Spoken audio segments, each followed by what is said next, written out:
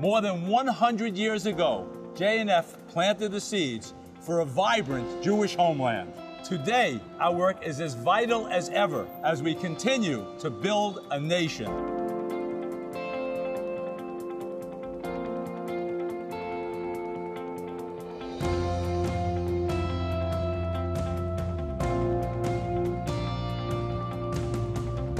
We are turning the page on a new chapter of an ancient story, our story. With every step we take, we're a testament to the bold vision and heroism of those who came before us.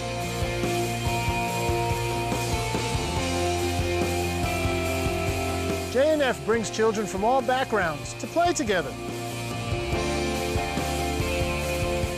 You make lone soldiers feel welcome. You have brought vibrant life to barren land.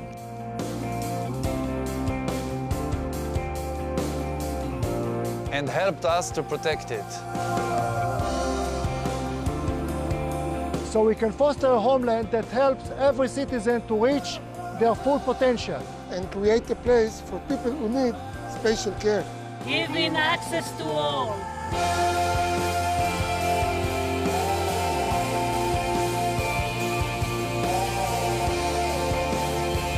Today, we are a country with water flowing in the desert, making miracles happen.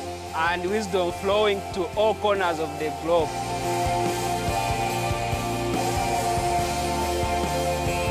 We are investing in established communities, giving them the opportunity to grow. And helping new ones rise from empty desert.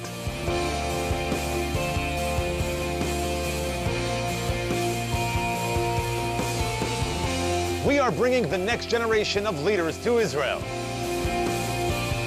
And helping ancient communities adapt to a new millennium. Thanks to Jewish National Fund, tourism is flourishing in the Galilee.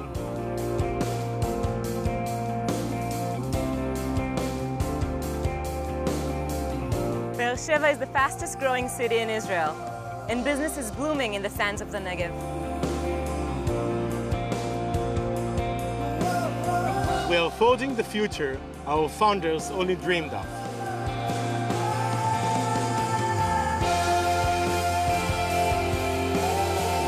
We are not only philanthropists, we are entrepreneurs investing in the future of a country, of a people. Our work today ensures that the Jewish state thrives tomorrow. Join us as we build a nation. Join us as we build a nation. Join us as we build a nation. We are Jewish National Fund. We are Jewish National Fund. Your voice in Israel.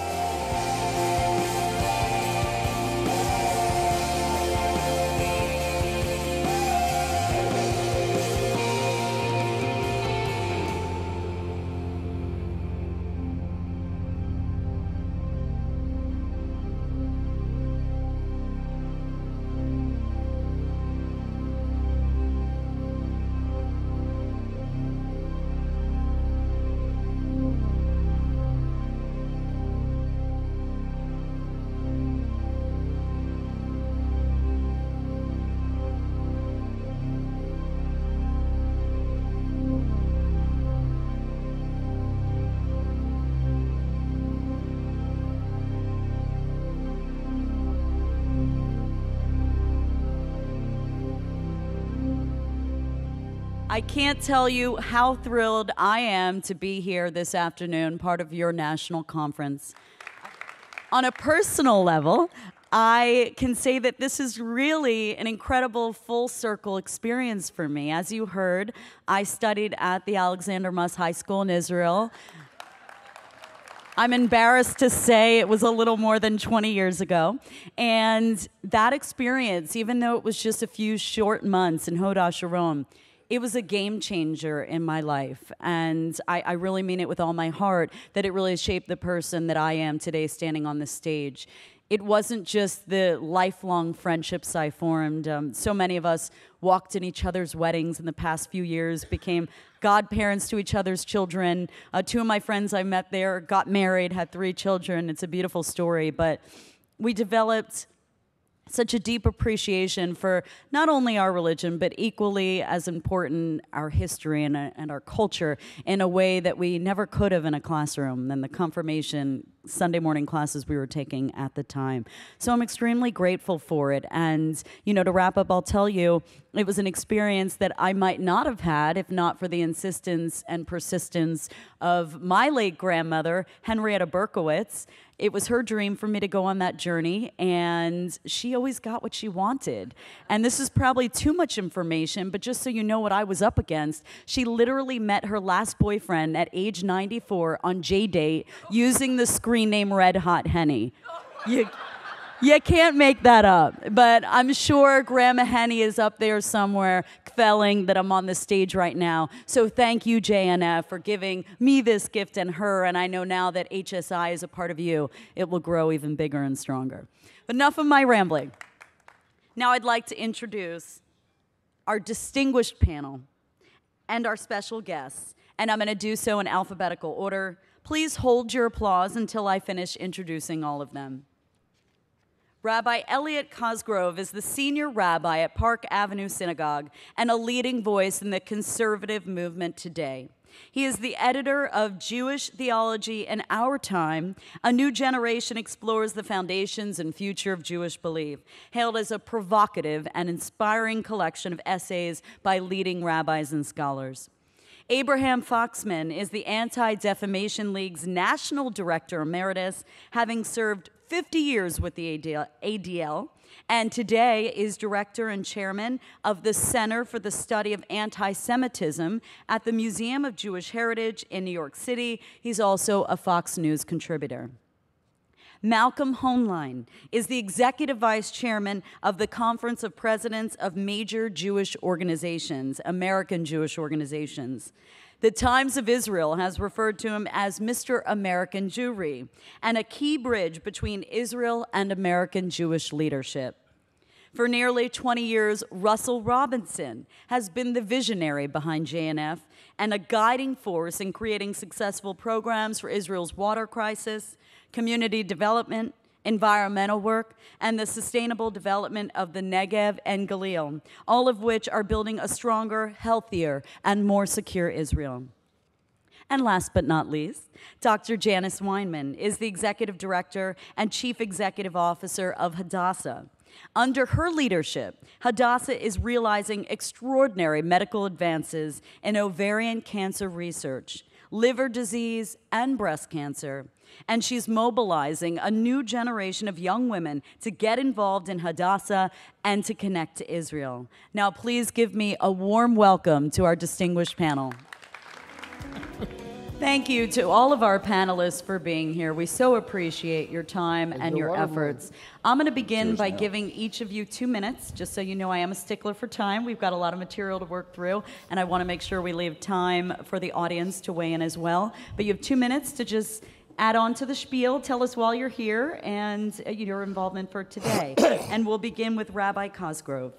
Okay, thank you so much for the warm welcome. It's an honor to be part of the panel. I feel like I should have brought my Jewish communal trading cards and have you all sign an all-star lineup. I'm honored to be part of it. Why am I here? I'm here because I have a 10th and a 9th grader who want to be on Alexander Muss, and I thought this would be a way that I would, I saw Joan, I saw Lior, I saw, can you write a recommendation?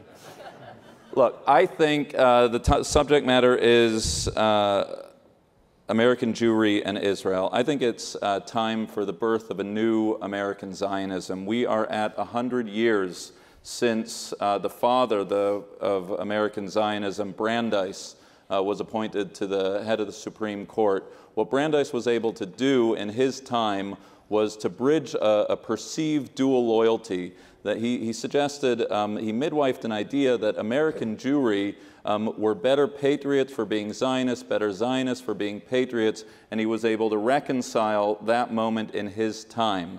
The late, great Label Fine once said that there are 2 kinds of Jews in this world. There are Jews who believe in universal values, who believe that Jews play to a higher standard, who believe that Jews should always aspire to the universal. And he also said that there's another kind of Jew who believes that Jews need to stop letting the world tread on them, that Jews need to fight back, that it's high time that Jews took their destiny into their own hands. And he said the problem is that most of us are both kinds of Jews. We have a different loyalty problem now as American Jews. It's not what Brandeis faced. It's not the suggestion of dual loyalty. What it is our universal values are in conflict with our particular values. And we have failed to articulate to the present and the future generations of American Jewry how it is that they can be both kinds of Jew at one and the same time, that Israel can embody all of their particular hopes and dreams, but also all of the universal values that as American Jews we teach them. That is a challenge. We need a new American Zionism. Thank you, Rabbi. And now Abe Foxman, the voice of ADL for the past 50 years. I'd like to hear from you next. The reason I'm here is Russell Robinson, Russell Robinson, Russell Robinson. You try to say no. Another reason, I guess, historically, is my first trip to Israel in 1958 was on a JNF scholarship to the Summer Institute of Israel. So it was because of JNF that I was introduced in reality to Israel.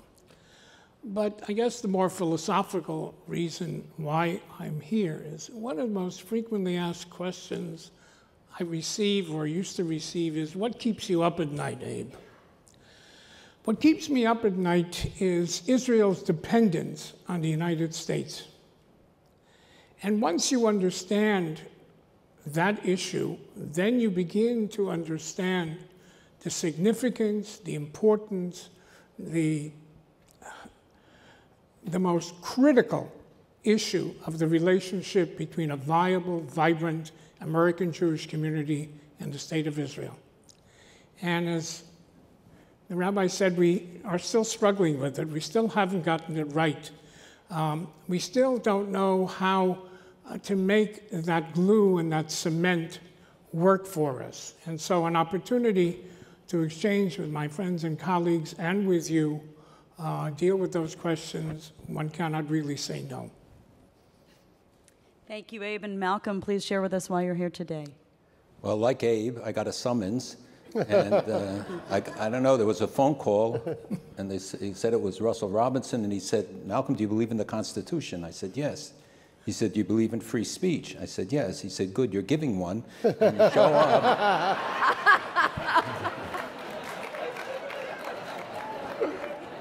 And he said, just show up. It's Sunday at 4. Don't ask any questions. So when Russell said, I don't ask any questions, I showed up. That's one. Two, I never got a free trip from JNF. So I want you to know that. Despite that, I have worked for more than 4 decades with JNF. I'm a great admirer of JNF. Most recently saw the work in the Negev, went with Ronald to visit some of the amazing projects. But for all of my life, the Blue Box was always a prominent presence in our house. And more importantly, the role of JNF with Russell, his predecessors, all of whom were good friends of ours. And I know the incredible work and the people who would be here. And like my colleagues, I have deep concerns about this moment. I do not think there's a conflict of universal values and our values. I think that there's a conflict in the way we presented the values, that we're not educating our youth. I think that Israel represents the highest expression of our values if properly presented. You know, yesterday in the Torah reading, there's a quote that is in the Haggadah also, Vayireu Osana HaMitzrim. And I really never thought about it until yesterday, where it says the Egyptians wronged us. And the commentators should say they did wrong to us. And they said, no, the Egyptians wronged us. They had to show that the Jews were responsible for all the ills of Egyptian society in order for their neighbors to accept the enslavement of people with whom they had lived as neighbors for all of those years. The Nazis did the same thing. They wronged the Jews.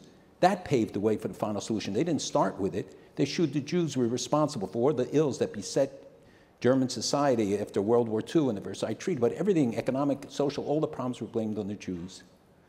But one of the commentators says something interesting, and he says what it really means is they try to diminish us. They try to degrade us. That's what BDS is doing. BDS doesn't want to make life better for Palestinians. They're making life worse for Palestinians. They don't want to advance peace. They're delaying peace. They want to see the destruction of Israel, but most of all, they want to see the degradation of the Jewish people.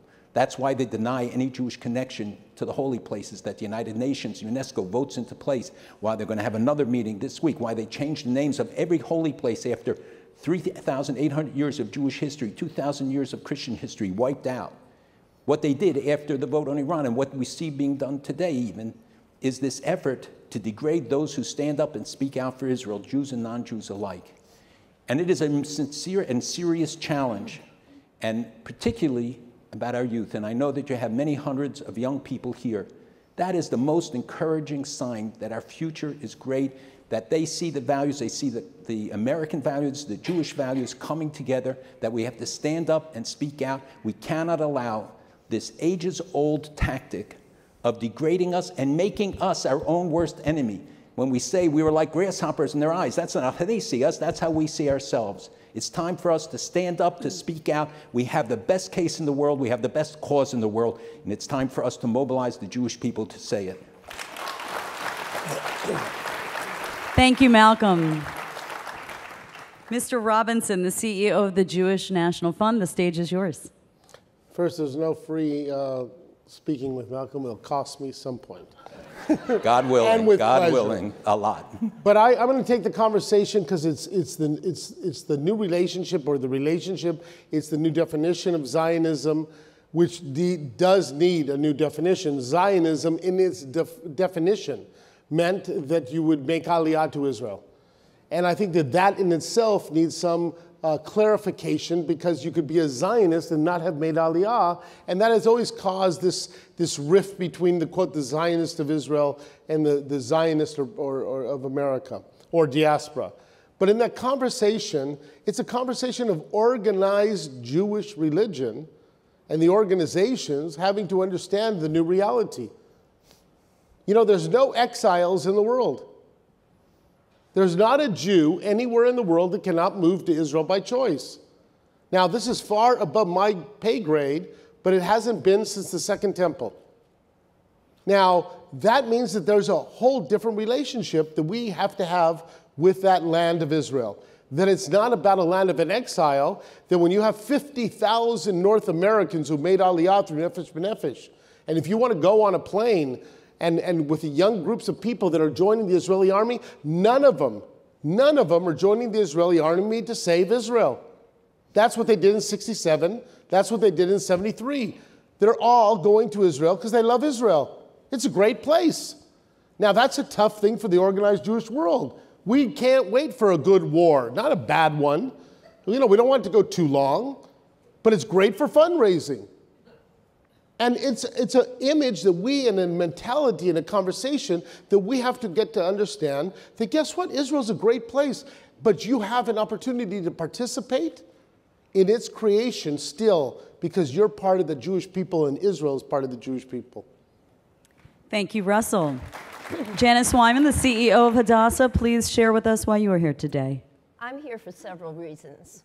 I'm here because Hadassah, the Women's Zionist Organization of America, has been the largest organizational supporter for 125 years of JNF.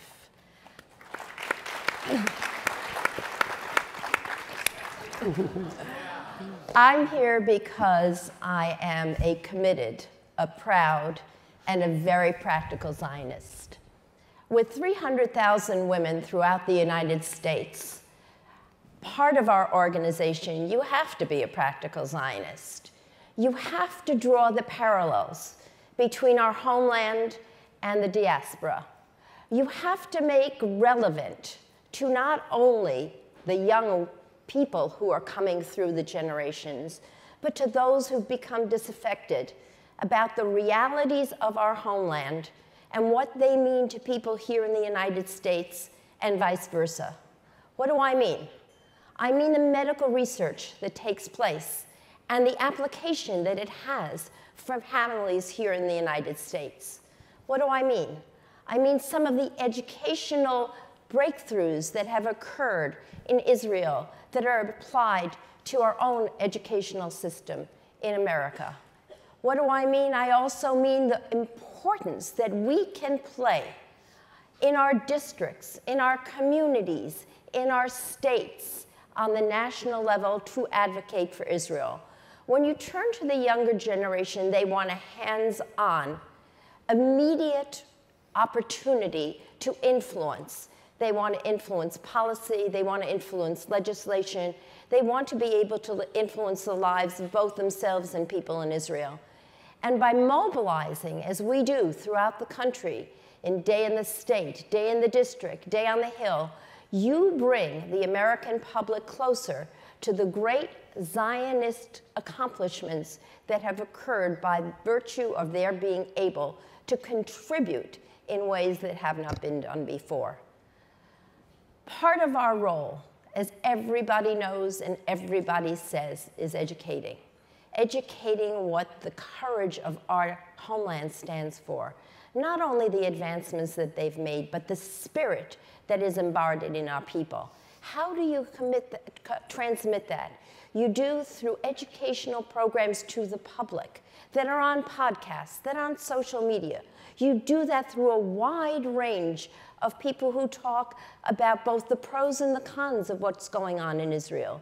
You can take a Brooke Goldstein or an Elif Ben. You can talk about the different things that touch, that relate, that inspire different types of Americans to understand the many, many aspects of what occurs in Israel.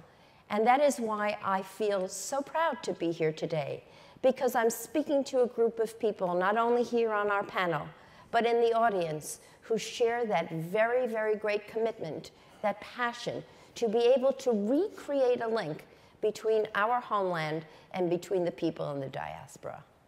Janice, thank you so much.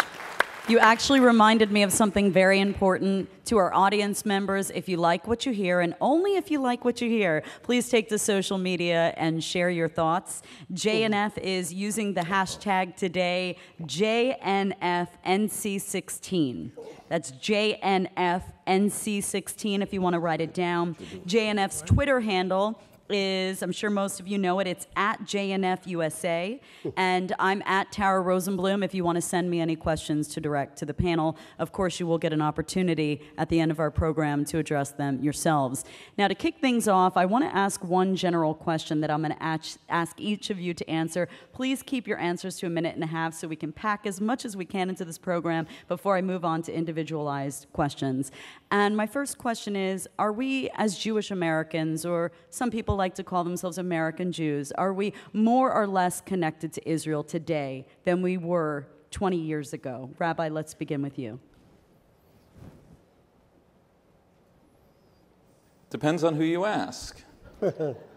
I think out of the mouth of babes, right? My son came to me, and who's too young for Alexander Muss just now, and said, Dad, you know that he's been to Israel more times than he can count. He has family in Israel. He's as connected to Israel as I think an American Jew could be. And he said to me, Dad, you know that line in Hatikva about Liot Am Chofshi, about being a free people in our own land? How do you think Israeli Arabs feel about when they say that line? And that wasn't prompted by me, right? That was a question that came from a kid who's grown up in a proud, vibrant Zionist household, right? That is a world that he's living in. And when I think about my own Judaism as preached and practiced in a conservative synagogue at Park Avenue Synagogue, I think to myself whether or not that Judaism has a home in the state of Israel. Because what I see, look, I think this week, mark my words, this week will be seen as a historic week because Abe Foxman's former organization, on the same day they came out with a strong statement against BDS, the same time they celebrated the Memorandum of Understanding, there was also a statement taking the Prime Minister to task for the equating Palestinian hopes for sovereignty with ethnic cleansing. And that moment in time, right, that the big boy of the American Jewish community was struggling to find its message, the ADL no less, that will be remembered as a turning point of American Jewish life. And so in answer to your question, I think, and it goes back to what I said before, that we need to find the language, a textured language that enables us to balance everything that we're teaching our children, to love Israel, to embrace Israel, to go to Israel, engage, advocate everything for Israel, but also know that as liberally minded progressive American Jews, that sometimes the values they're hearing out of Israel are in conflict with the very values that we are teaching them. And that's a complicated message, but it's a message that if we don't do it, we're doing a disservice to the Jewish future. Let's go in order here. Abe, please continue the conversation. Yeah, so Rabbi, the answer to the question is yes, right? The question was, is the relationship between the American Jewish community and the State of Israel in the last 20 years closer or further? So your answer is yes? Yes. Okay. Okay, I believe it is. I don't see these. I'm not going to talk about the ADL, the old ADL and the new ADL. That's for another time and another place. I don't think it's a historic moment. I think American Jews and American Jewish organizations from 50 years plus one have questioned and challenged and asked. And so I don't think there's anything dramatically that historical or new. I think that from my experience, I remember before I started my job in the ADL, I studied the prognosis for the future of the American Jewish community. And most of the scholars said there'd be no Jewish community in the United States 50 years from now. Israel will become a normal fact of the world's community, and anti-Semitism will disappear. And they were wrong on all. But the one thing that they really were wrong about was the dynamics of the American Jewish community. We are more vibrant, more dynamic, more imaginative, more creative, more hung up with who we are, what we are, how we will succeed. There are more young people struggling. The questions that they ask do not necessarily determine who we are. The issues you raise are very serious issues, and hopefully we're going to get to it. But I don't want to measure the closeness and the relationship between our communities based on one question of challenge. And I think that skews it to only look for tsaras and problems rather than, as Malcolm tried originally to say, let's first examine those things that unite us, and then we'll deal with the things that separate us or differentiate us. Malcolm. I agree with me and what Abe said. That too. Look, I share what he said. I don't think it's historic in any way. I think in the old days, the difference is that if an organization had such questions, they would have raised it privately with the Prime Minister, not in headlines, but in private communications, which I think is a more constructive way of dealing with those things. Not because they don't have the right, they have the absolute right, and if they're not satisfied, they can go public. I think it's a misreading of what he said, or at least what he intended to say. It doesn't mean it was said as elegantly as it should have been. But, you know, Look magazine in 1953 had a front page story, cover story saying American Jews disappearing. The vanishing American Jew. Now, Look magazine disappeared, and we're here. So we always tend to look at the dark side, and I think it's a mistake. There is a difference, but it's not just that young Jews are turning against Israel. We did the most extensive study ever done of the American people, but really in depth, not a poll. And it showed that American Jews, like the American people, are moving towards indifference on issues. We have become an indifferent and an ignorant generation. That's the greatest threat to us. The greatest threat, as Moses taught us, is not external wars or natural disasters. It's ignorance, apathy, and indifference. Those are the greatest dangers. And when young people move towards apathy and indifference, in a political race, it doesn't matter. They don't vote, they don't count. When it comes to support for Israel, it matters. So we do have a job. I think we have to talk about the issues that you raised and show why, when 50% of respondents say Israel's an apartheid state, when you educate them, it goes down to 10%. You can take on all of the issues, the lies, the distortions, and misrepresentations. That's the danger of BDS. It's not the economic damage it does to Israel. It doesn't do any, minimal. It is undermining the legitimacy of Israel. And then young people go on campus, and the problem is that we expect them to send them for 10 days to Israel in our birthright program, ignore them for the first 18 years of their lives, and say, Israel, you save them. 18 days, you make them Jews, and you turn them around. No, we have to inoculate them younger. We have to have better Jewish education. We have to teach them the values, get them to understand. I wonder how many schools, how many synagogues, how many institutions teach the kids about the discoveries every day almost in Jerusalem. Last week, they revealed the tiles from the temple. The actual tiles that were destroyed when Arafat uprooted the Temple Mount, they had put together the tiles. They found a carving of a menorah that a Jew made after visiting, and when it came time to go home, he said, I'm not schlepping this, and threw it down.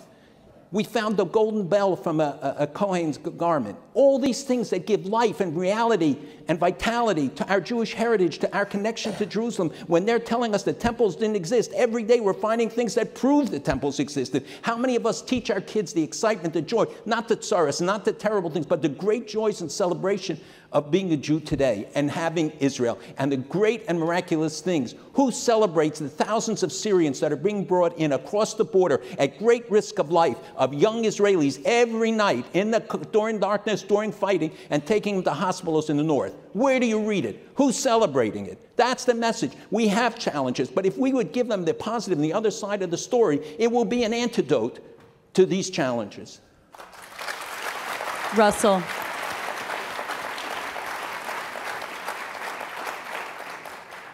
So I go back to, and I think that Malcolm's exactly right when you want to talk about whether we have a connection with the American Jewish community is it greater for Israel or not. I believe that in no way can anybody give any facts that is not a much greater Jewish community today than ever before.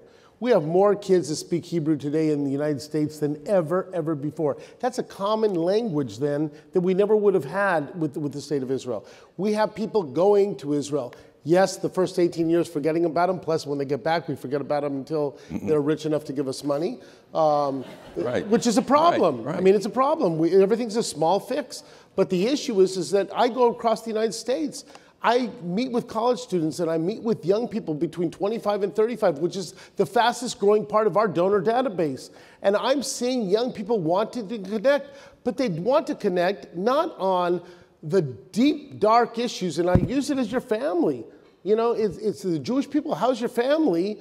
And, you know, you say, well, everybody's great. No, we like to say, well, there's a problem because there's a, you know, we have the prime minister said this, the other. You know, I don't really talk about what my mother did.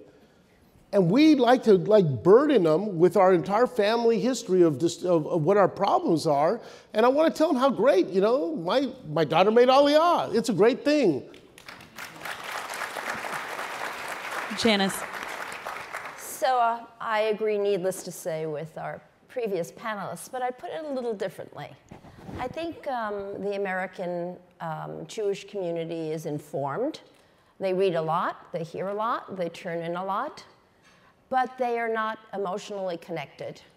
They may be intellectually engaged, but they see no association with the land of Israel. And what does that mean? That means that there's so many ways that have already been addressed, but I'd like to repeat and reiterate, that we need to focus on. First of all, for the younger population, we have to meet them on their own terms.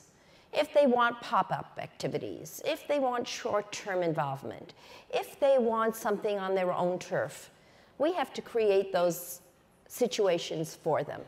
If they're interested in the environment, we have to adjust to that particular issue and then extend it to what it means in Israel. If they want to be bikers for Jewish bikers, we have to involve them in a way that, yes, let them do their biking, and then create an environment around that whereby they can feel that they are part of something that interests them personally. I think that we have opportunities. I really do. I think we have opportunities in not only bringing people to Israel, but bringing people from Israel here to the United States. Those heroes that we believe can serve as role models, those people who can speak one-on-one with who we want to nurture as the future generation. Those people who are in industry, in fashion, in the arts, those people that when American Jewish younger individuals meet them, they say, oh my God, they're like me, they have my aspirations. They have the hope in the future that I'd like to aspire to. And that's something we need to invest in much more critically. I also think that this was already mentioned by Malcolm, but the issue of taking people over to Israel so that they feel that bond, so that they feel that connection, must be followed with curriculum that is carried on afterwards. We're engaged in a program, for example, whereby we're sending people on a mission to Israel, but they then have a one-year curriculum that they have to follow every single month. And people buy into that. What is it? It may not necessarily be reading from text. It may not necessarily be listening to a lecture. It may be going to a movie. It may be going to a food festival that has Israeli foods. These are the ways in which we have to address the fact that people are less emotionally committed and far less aware of some of the dimensions that Israel can bring to this country. Thank you, Janice. And now our panelists, I'm going to move on to individualized questions for each of you. I implore you to keep your answers to under a minute and a half. Rabbi, we're going to begin with you. As a distinguished professional in the organized Jewish community, how would you suggest that we best attract people under the age of 40, a demographic, of course, that so many synagogues, not only in New York, but across the country, seem to be losing their grasp of more and more each year? On the Israel diaspora question, or just generally speaking? How can we get more young people excited about their synagogues and About their signing up for synagogues? memberships? I think higher. Rabbis like Rabbi Cosgrove.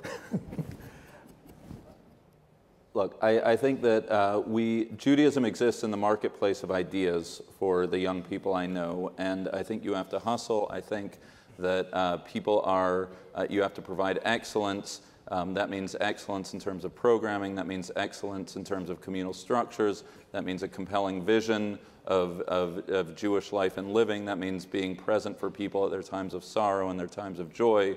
That means positioning Judaism as the spiritual toolbox by which the questions that lurk in every one of our souls can be answered. I think that there are those who are and that because, as I say, we live in a time and moment, or at least I do, in Manhattan, where living Jewishly is one of many choices that at least the non-Orthodox community makes, that there's absolutely no room for mediocrity.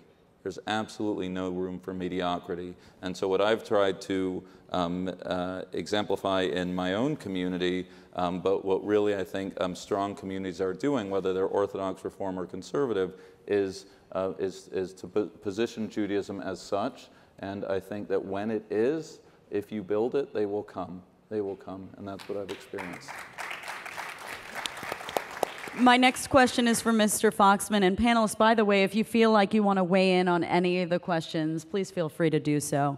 But my next question is for Mr. Foxman. If anti-Semitism is on the rise, if so many people still have the same negative perceptions of Jewish people that they had for hundreds of years, what can we do better? What are we doing wrong? Well, anti-Semitism is not our fault. Therefore, it also isn't our responsibility to fight it except in self-interest. I think we have changed the nature. It's worse in many aspects, but on the other hand, it could be a lot worse. We do have today in the community of nations many governments who do speak out. We even Some of us attended at the United Nations. Could you imagine a one full day session at the United Nations addressing anti-Semitism? That's a significant change. The subject that we're talking about, Israel is an answer to anti-Semitism, not only in terms of the safety and the security that it provides for Jews in diaspora, God forbid, should they need, but also because it stands up. Having said all that, and it is better in many respects, we need to understand anti-Semitism is a disease of the non-Jewish mind. It is a sickness. It is an irrational, ignorant, political, religious manifestation. If we could reduce anti-Semitism to one cause, then we could muster all the forces, all the abilities, all the creative powers to combat it. But history has taught us, and as we see today, there is no one cause. There is no one ingredient. So if you deal with that, if we say it's ignorance, so if you educate people, then comes politics, then comes religion, then comes jealousy. So that, yeah, I think considering the threat, considering what we have suffered, I think we're doing pretty good. But anybody who believes that we will eliminate it, that we will come up with this vaccine. If we hadn't come up with a vaccine against hate and anti-Semitism after Auschwitz was laid bare to the world, then we're not going to do it. So our job is to expose it, to challenge it, to make it unacceptable, immoral, contrary to religion, and keep a lid on it. And at the same time, to say very pragmatically, to make sure that there's a strong, vibrant state of Israel. Because the most significant and important answer to anti-Semitism is the state of Israel, which opens its arm for every Jew to know, chas v'chalila, that's their place. And as strong and as wonderful as America is, at that end of the day, part of fighting anti-Semitism is the support that we give to Israel. And I think that's been a great success and continues to be a great success, despite some of the philosophical and ideological differences that we still have. Thank you so much, Abe. And Malcolm, with over 200 years of experience combined and representing organizations that are involved with hundreds of thousands of people, either through members or donors, how do you see the future of the Jewish community, and what is the best way to keep organizational life viable? And I guess I would also ask, what is the risk if we don't do that? I don't have 200 years of service yet, but if combined, you mean all of us, maybe, but he's too young and she's too young, so these two must be very old. So we as a people are a communal people. It goes to the core of our existence. The first commandment of every community is to build a school, even before shul. The responsibility of locus parentis, of everything, where we put responsibility on one another in a communal sense. When Jacob summoned his sons for their blessing, he said, He osfu v'hikaptzu. He used two languages, both of which means gather, so why do I have to say it twice? Because heosfu means just to be physically in the same place. Many organizations, many communities come together, have conventions, everybody's sitting in the same room even. But it's not v'hikaptzu. Hikaptzu means that you really have to come together to feel each other's pain, to be one people. It's the one condition that God sent for every for every miracle, from Sinai, where we stood Kish Echad B'Lev Echad as one people with one heart, to the rescue of Russian Jews and Ethiopian Jews. And I know I see many people here who were involved with us in the early years of the Soviet Jewry movement. JNF was a critical player in that. To the rescue of Ethiopian Jews and Syrian Jews and Iranian Jews and Yemeni Jews and Iraqi Jews, Ethiopian Jews. It was when we all recognized the commonality of our interest, and what unites us far outweighs our differences. And the power of the group is greater than the sum of its parts. When we come together, there's no organization can address the issues that we confront today. No one organization can deal with Iran. No one organization can deal with all the problems we have at the United Nations. I mean, that alone could absorb every ounce of energy we have. No one organization can deal with the panoply of problems that we have in the Middle East, aside from the domestic issues and Jewish education and acculturation and assimilation, all of those domestic issues, just on the international front. But when we come together, as we do this week in the meetings at the United Nations, where we assign out responsibilities so we can meet with 30, 40 heads of state. Nobody alone could do that. And when we work together, we play on each other's strengths. We build each other up. We can tear each other down too. And that's part of the problem, that the media today feeds on this, and especially the social media, on destructive comments, negative comments, instead of saying, look, we have differences, but what unites us, what brings us together, we have one faith and one fate. And what happens to one part of the Jewish people is going to affect all other parts of the Jewish people. It's too easy for people to grandstand, whether it's about Israel, whether it's about other issues, and not think of the consequences of it. And then you have the opposition that says, plays on those differences and says, you see, this group, you were wrong because you supported the Iran legislation. And you see the pro-Jewish or pro-Israel organizations lost. They didn't lose. The vote was 58-42. It wasn't a loss because they pulled a parliamentary maneuver, but hammering on this theme, that's exactly how they undermine us and try to degrade us. You know, Rabbi even said in World War II, Jews had influence in many places, but power in none. The difference today that Jews have power, and that's what makes Jewish organizations and the sense of responsibility that much greater, because what you say matters.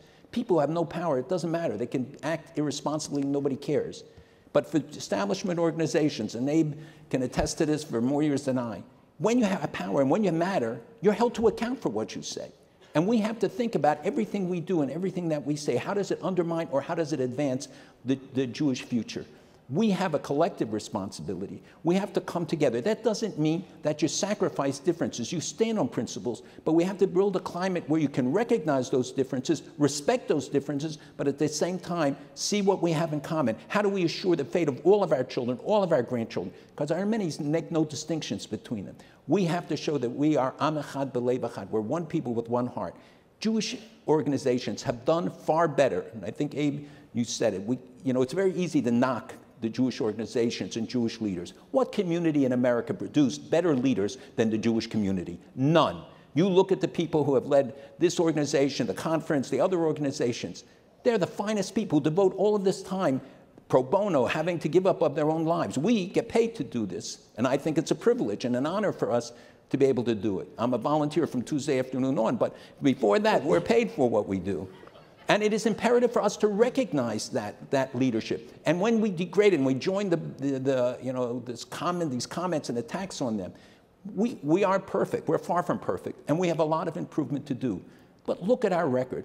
We have moved from the leadership of individuals to communal to organizational leadership after World War II.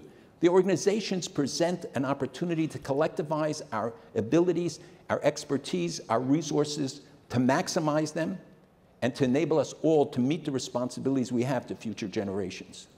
Malcolm, thank you. And to Russell, I have a pretty simple question, since you have your finger on the pulse of, well, everything involving Jewish American culture. My question to you is, what do you think is the most exciting thing going on right now in the Jewish community? JNF. I really believe this meeting here, this group here, I believe that there's a resurgence and an unbelievable galvanization of young people across America. I have never seen this. I think that if you don't want to analyze what is really happening in America, then you're not analyzing at all. We have college kids here that you could talk to them. They're just college kids who are taking an opportunity to give up time, to coming to a conference, to learning about Israel because of their experiences. We have a group of non-Jewish college kids here that are here, that if you talk to them and you find out what did they experience when they went to Israel, it's a remarkable human factor about a wonderful place called Israel. You talk to our JNF future across the United States. So I will just, disagree. I don't think it's about curriculum. I just don't. I believe that you have to be emotional. I believe you have to be attached to it. You have to love your family. You have to love what about it. Yes, you got all of the blemishes of all families that have. I don't know of perfection out there. But if you don't have that emotion and that attachment, that belief system, if you don't see that and you don't hear that from other people, that believing in the land of Israel and believing in the Jewish people, believing in synagogue life is important, believing in Jewish organizational life is important, you cannot transmit it. It's not a case for giving. It's a belief of giving. It's a belief of involvement. And I believe that if we have that, that's the emotional attachment to it. The intellectual attachment and the curriculums, that is one that people will then choose for themselves. They'll either get their master's degree or their PhD in Jewish life, or they'll decide that they want to be simply love their family and believe in it. But I see that happening across the United States. Young people, and by the way, not just the United States, it's happening in Israel. And I always challenge every Israeli, especially the skeptics of the Jerusalem, Haifa, Tel Aviv corridor. Let me take you out. Go meet some of the people out here that are at this conference. I will take you. We took a group of Orthodox rabbis to Israel, and I will just take one of their words. He said, I never met so many Zionists in my life. Who did he meet? Young people out in the north and in the south of Israel who were there, young Israelis, not waving a flag and yelling, I'm a Zionist and I want to capture the land. No, I'm a Zionist and I'm living in Israel and I love it. That is what we have to capture, that belief and that spirit from the young in Israel, the young here, and transmit that all across the world. Thank you, Russell. Janice, my question for you is, what should our responsibility to Israel be beyond offering financial support? Should we be getting involved with Israel's politics and international relations? So first, let me just respond to you a little bit, Russell. I think you took the word curriculum a little bit too literally.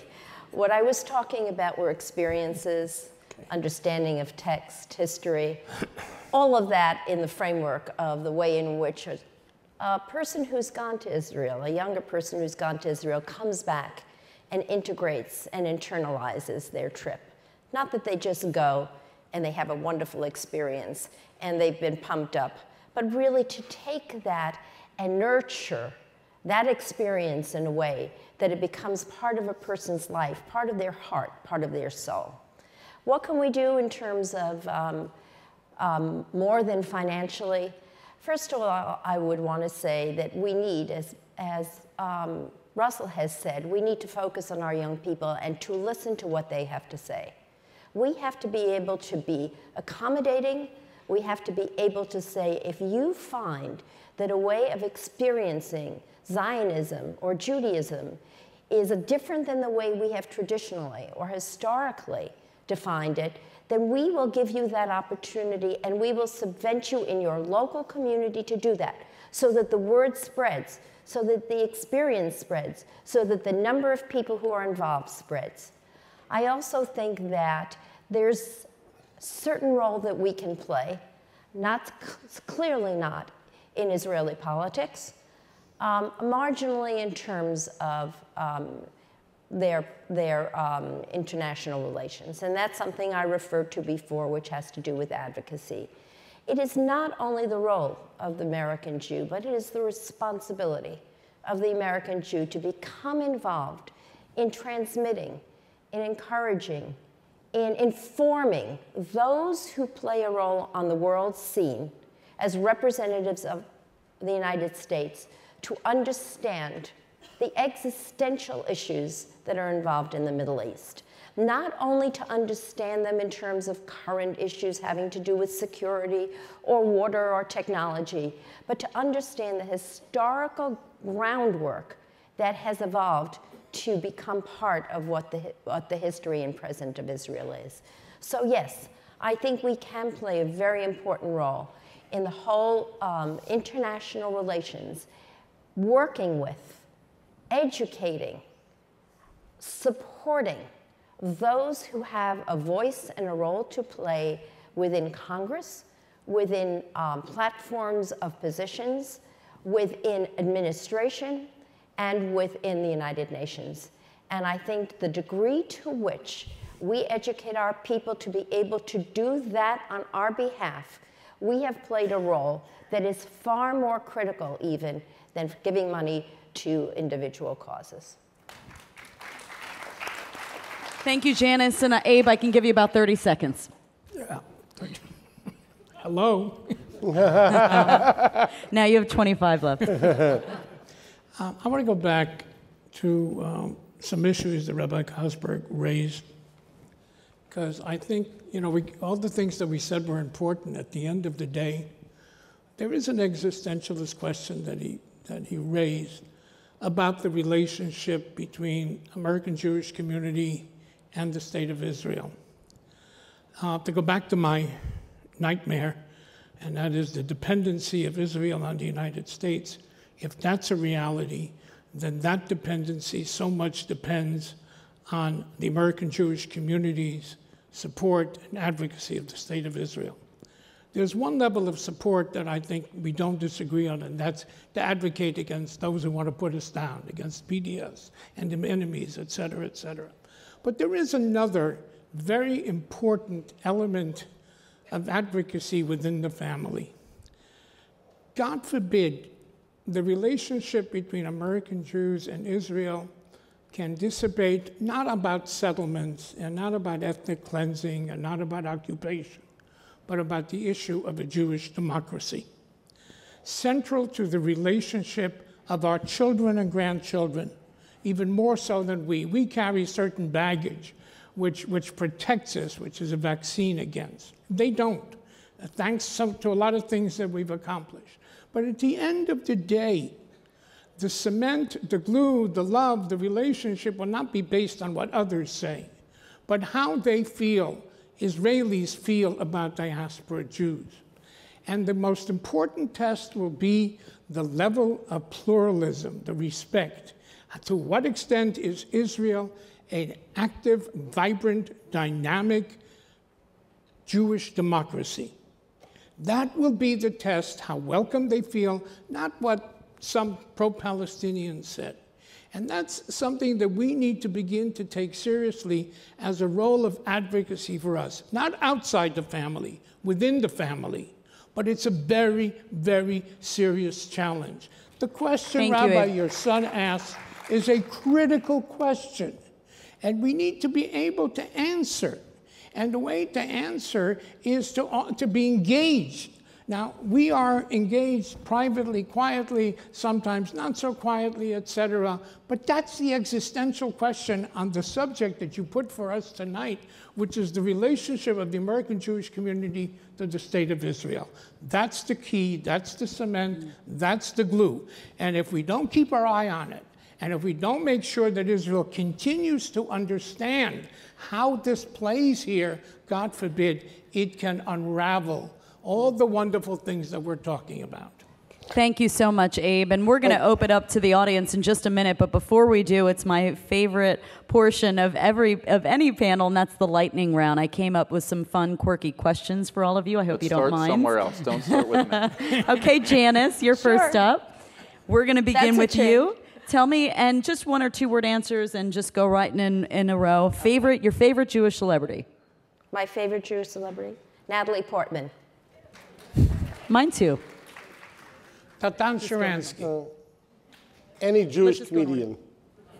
You don't have one? Other than you? Oh, well, I have a lot. That's the problem is trying to. Danny Dayan is a good choice for one to start, and I think right now, frankly, I would say Shimon Peres.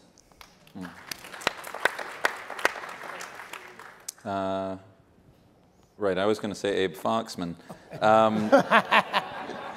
Wait, have you said yours? You haven't said yours. Yeah, oh, Natan Sharansky. Natan Sharansky. That's a good one. Sandy Koufax. Sandy Koufax. Rabbi, I'll start with you on this question because maybe you can answer Abe for this one. Who is the most influential Jewish person alive today? For me, my dad. Whoa. Malcolm. Abe is always right. I don't know. He gets it. Honestly, my grandchildren. Oh. Because they're the ones for whom I do what I do, because they're the ones whose world I worry about. They're the ones who influence the decisions I make, because I think about what is it going to be the impact on them. And if I had a father, maybe I would say that.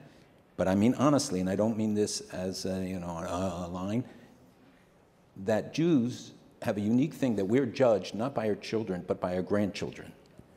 No human species has a relationship to a third, no species other than humans have a relationship to a third generation, only human beings. And we see our continuity not in your children, but in your grandchildren, because that's really where you see the decisions you make, the actions you take come to fruition. So I look at my grandchildren, and that influences me more than anything, because I want to prevent them from having experienced what my grandparents, Aleim L'Shalom, who died in the Shoah. I want to make sure that they have a safe and secure future, and that drives every decision I make. Russell. And please remember, it's lightning rounds. So just one or two word answers. I'm getting dirty looks from the organizers. He diminished my children, but it was my children. But because I don't have grandchildren, I have a granddog. But absolutely, they're my focus group. They're my thought process. They're my questioner. They're my my decisions. Janice. Well, I too feel my grandchildren, but I'm also going to raise another person, and that's my rabbi. And why? My rabbi every week gives me a context in which to understand where I come from and where I'm going. He gives me the inspiration, the hope that you can find in the Torah and you can use as the basis for your own values, for your own direction, and for the hopes that you have for the homeland. Janice, drop me your favorite Yiddish expression. Folk me a gank. No, I'll give you another one because they didn't get that one. Yeah, that went over my head too, and I'm Gornish helfen. I Russell? say it all the time. Schmuck. Russell? Schmuck. Malcolm? I hope that wasn't directed at me. Malcolm? I can't top it. It's a showstopper when you say that. So I do speak Yiddish, so it's not one expression, it's a culture, it's a life. You know, that the problem is we extract certain words, but to me the most relevant to the situation we have today is mishugas. Good one. Abe? Be gesund. Rabbi? Verklempt.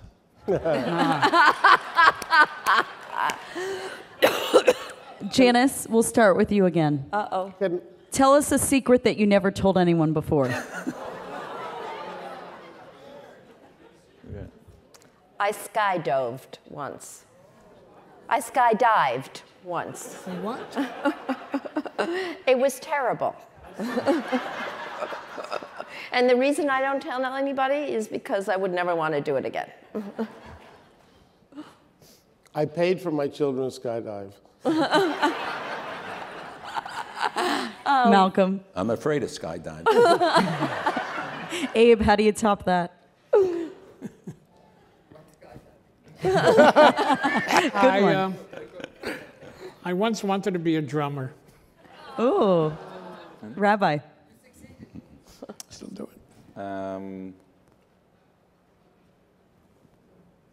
don't know, I still struggle with making Aliyah. Oh. Janice, what's your all-time favorite Hanukkah gift you ever received? One more time, what was it? Your all-time favorite Hanukkah gift? A kiss for my husband. Is he here? He's here. Can you give us a wave? Give us a wave. There he is, okay. My expectations is the best gift is still to come. Oh.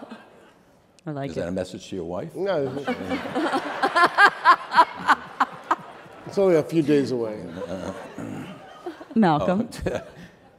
I would say again, it was a gift that my grandchildren saved their own money without telling their parents and bought for me. It was totally insignificant, but it was the most significant gift I ever got. What was it? That's not important what it was. It was a cup for my I was car just curious. to have a coffee, you know, those silver things Oh, that okay. go. But for them, it was a lot of money. Yeah. Abe? Vacation with the family. Forced me to go on vacation. Are you going to tell us where, or are you going to leave us hanging? No, it didn't matter. Just to be together and go away. Rabbi? I remember as a kid getting a green machine, and it's hard to top that. It's a little bike that you run around, and I'm sticking with my answer. That's a good one. And Janice, since Yom Kippur is fast approaching, what are you going to ask forgiveness for this year? I'll close on that one. I'll ask forgiveness for having wished for $1 billion bequest and hoping that the donor will pass away soon.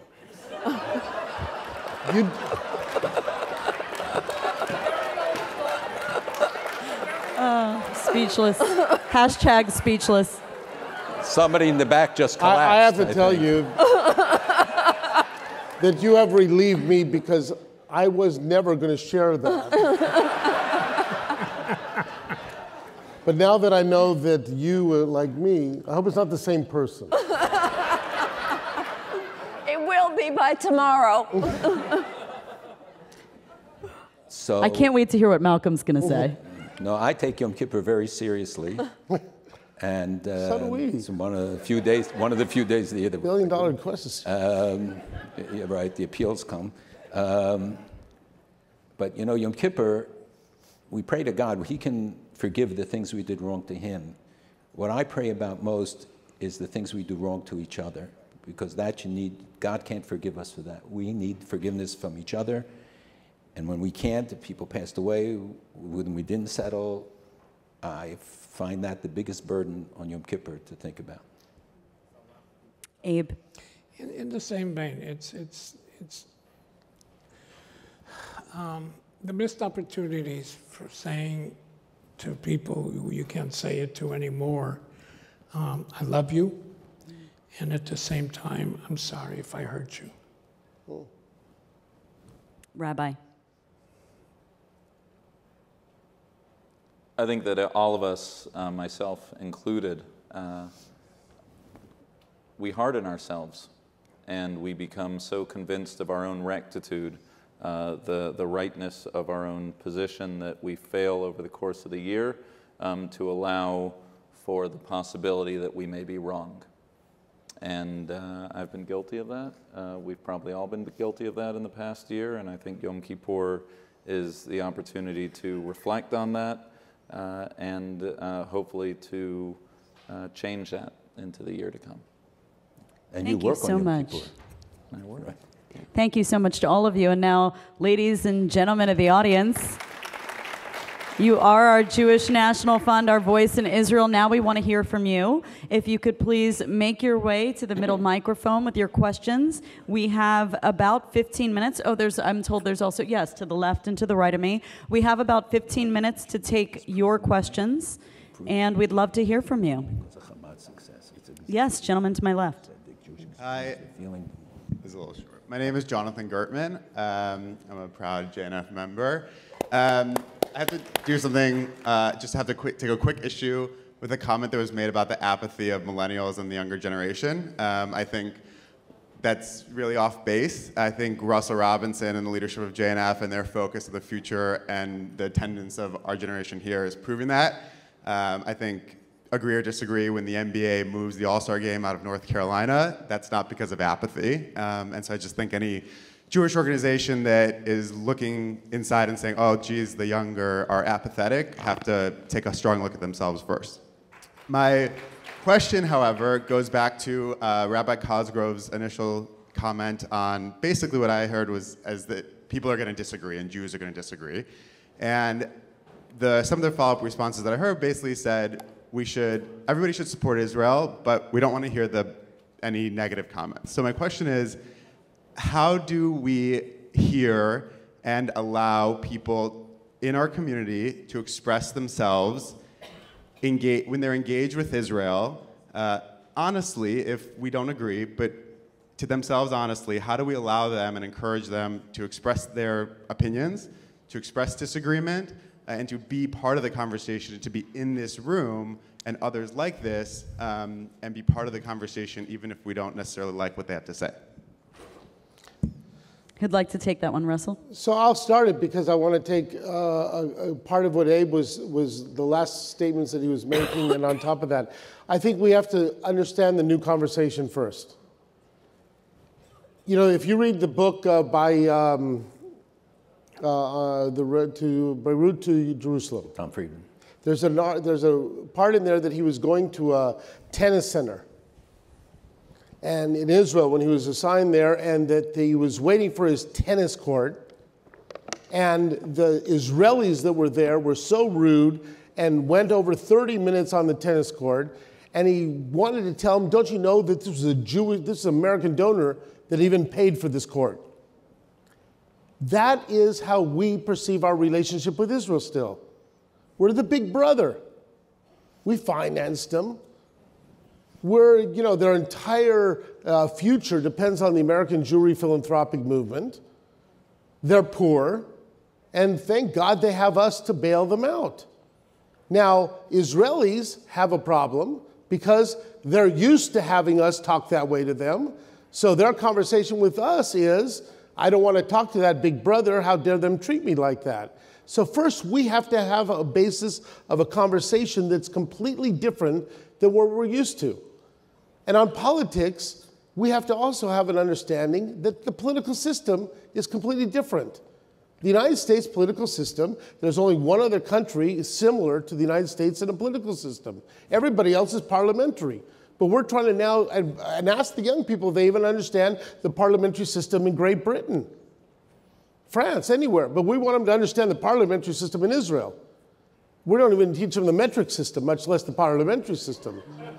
So we have no understanding of what is that level. Now to take what you heard was, I have no problem, and I think that that is when you're going to have those discussions, you're going to be based upon eyeball-to-eyeball relationship. Not that Israel is the land of the exiles, that Israel is the land of success.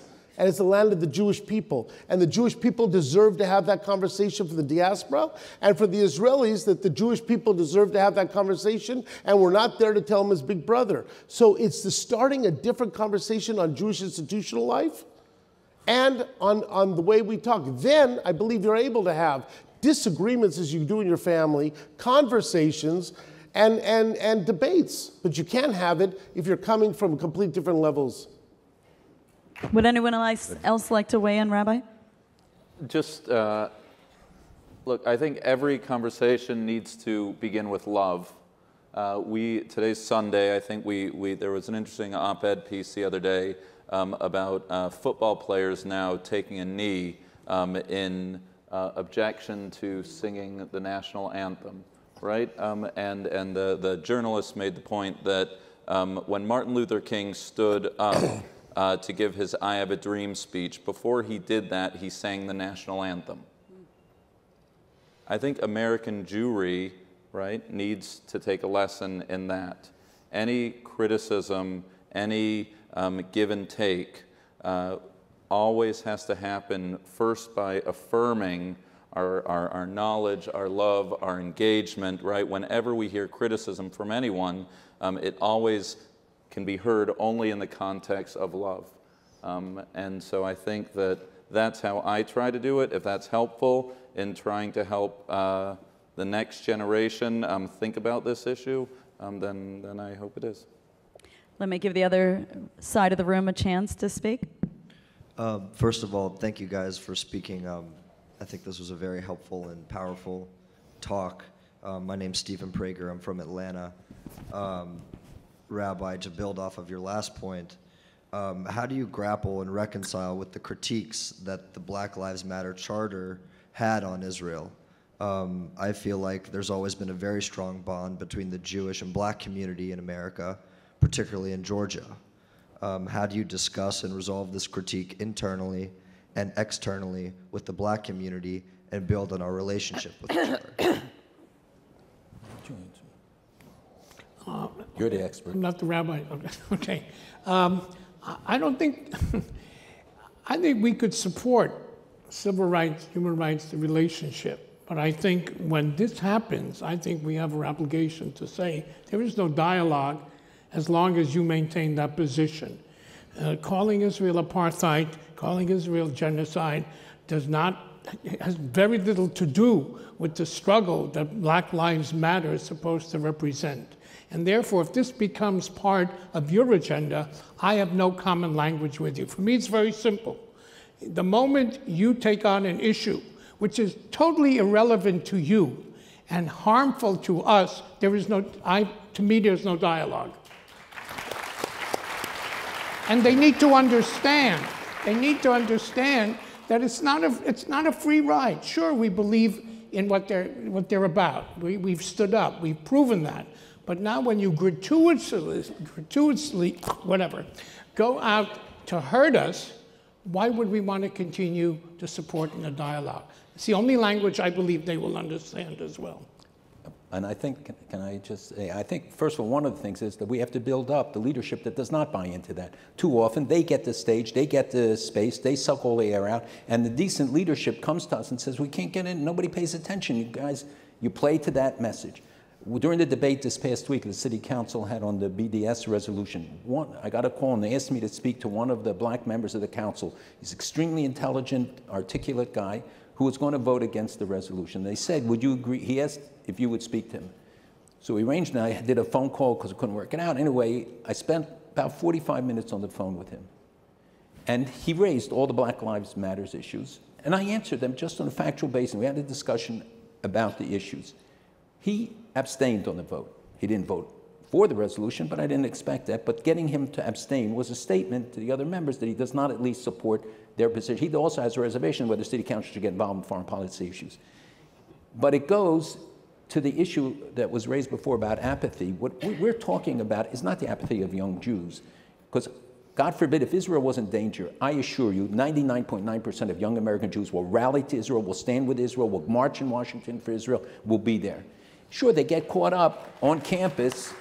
They get caught up on campuses because if they don't have the information, they don't have the knowledge, they're not inoculated before they get there, they fall victim, at least to be silenced and intimidated because they don't have the self-confidence to stand up against it. The apathy I mentioned is a general trend in America. It's a generation that says, well, it is what it is.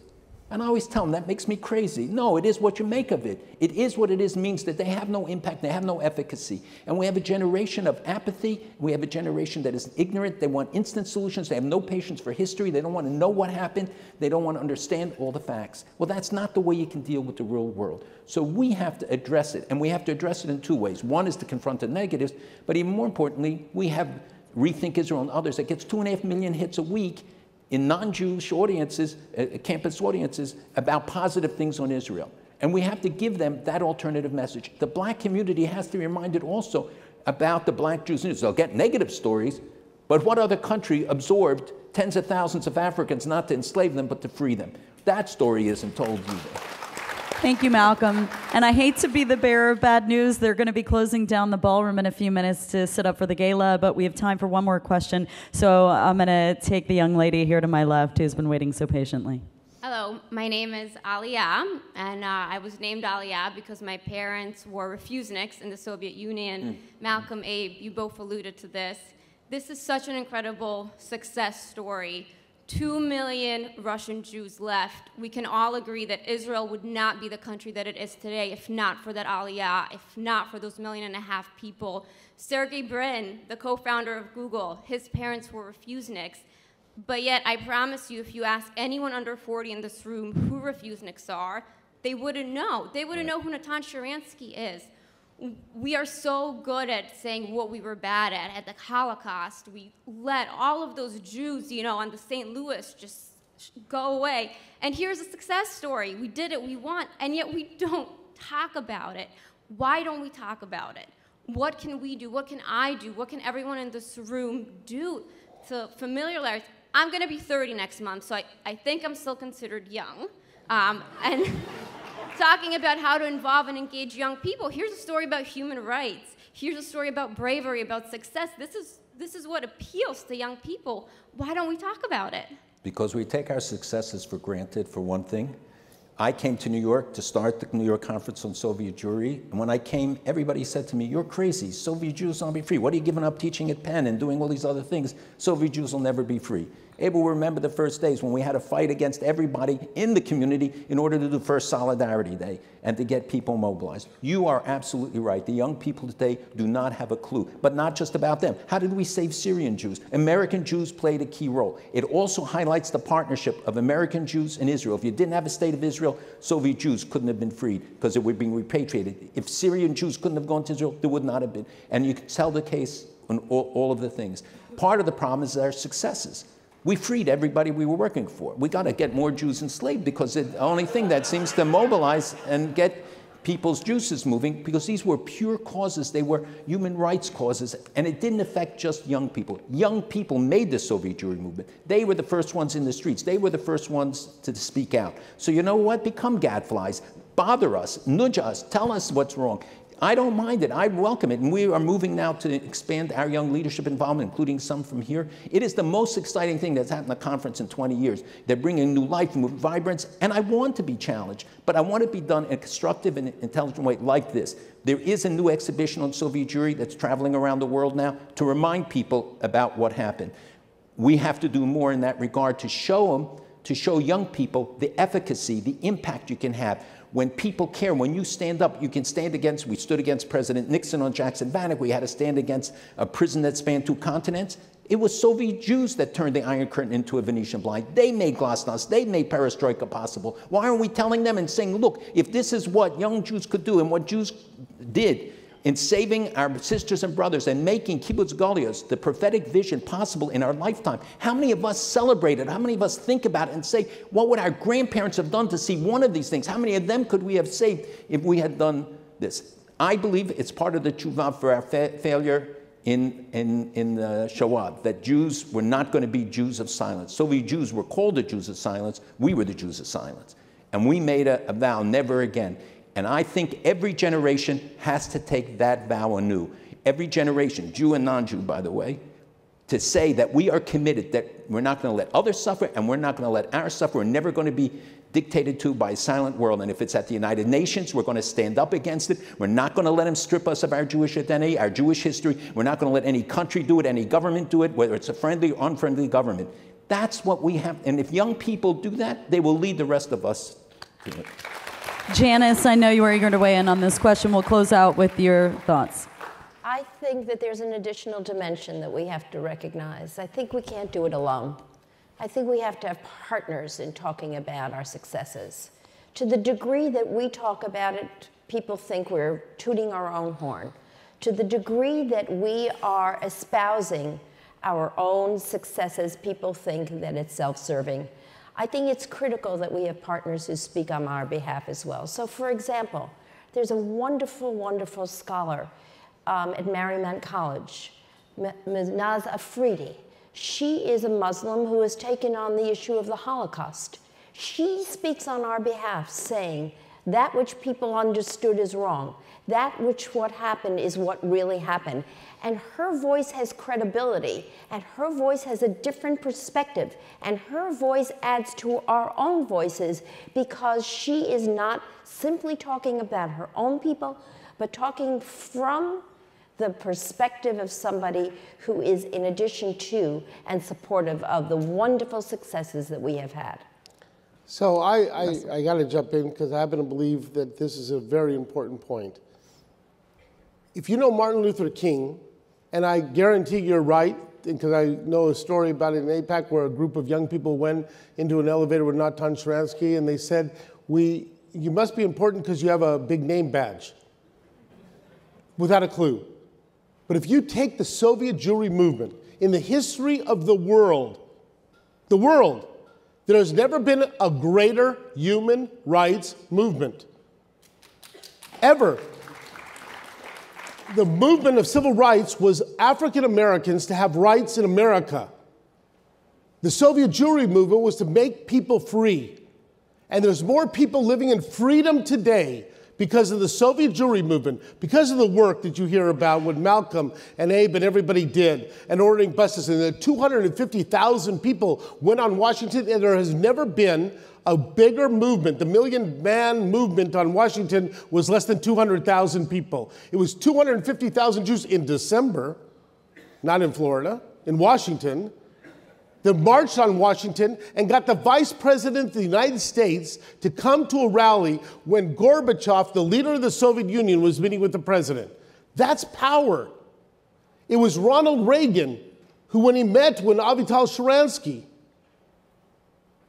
changed his entire movement, and his first words to Mikhail Gorbachev, this is the Jewish community. We're kind of small. And he pointed out and he said, when you free that woman's husband, we can start talking about détente.